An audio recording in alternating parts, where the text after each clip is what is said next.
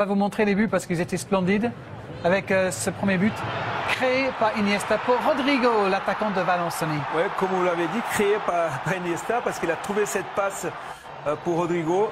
Il contrôle, il sait déjà à peu près ce qu'il va faire Rodrigo et derrière la finition, elle est parfaite. Et puis Jean-Pierre Müller avec le but pour les Allemands. Oui, un but à la Müller, c'est-à-dire que tu attends un but de raccro et là cette fois-ci il la met dans la lucarne. Donc finalement c'est le genre de but qu'on espère voir dans ce genre de match. Et quand tu as la chance de marquer des buts fabuleux comme ça dans un match international, c'est d'autant plus réjouissant et réjouissif. Alors, il y avait un partout à la pause. On a failli avoir d'autres buts dans cette rencontre. Il y a une séquence même qu'on va vous montrer où les deux équipes ont failli marquer quelques secondes, les Allemands après les Espagnols. Ça commence avec l'Espagne, avec cette grosse occasion. En équipe, bien sûr, David Silva ici.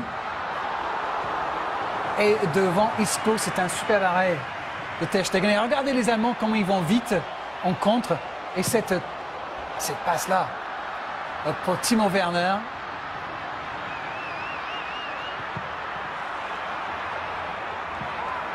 C'est pas fini.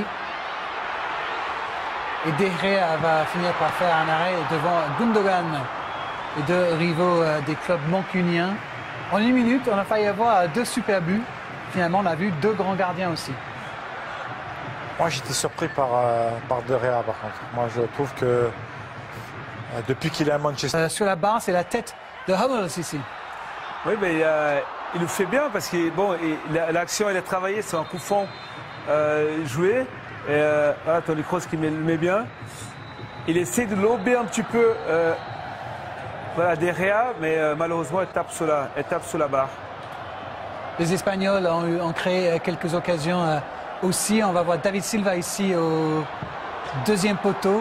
Mais qui est gêné par Diogo Costa parce qu'on le voit là, il essaye de rattraper ce ballon, il ne peut pas, mais il ne prend aucune information non plus. Diogo Costa, ça va si Silva il est derrière lui, il se jette. Puis ici, presque une terrible erreur de la défense. Enfin, c'est une erreur, mais finalement, Diogo Costa n'en profite pas. Profite pas parce que là, son geste, il est pas bon. Je pense qu'il aurait dû amener ce ballon sur son pied gauche pour pouvoir frapper. Il reste longtemps sur son pied droit, il frappe sur le gardien. Et dans la foulée, Saúl qui prend sa chance, ça passe au-dessus. Il a une sacrée frappe, le joueur de l'Atlético Madrid, vous le savez. Si vous suivez le football espagnol sur nos antennes tous les week-ends.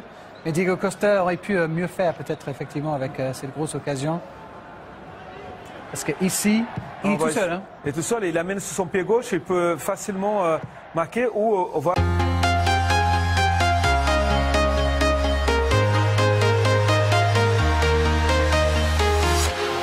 Walking alone, the streets are empty. The only thing I can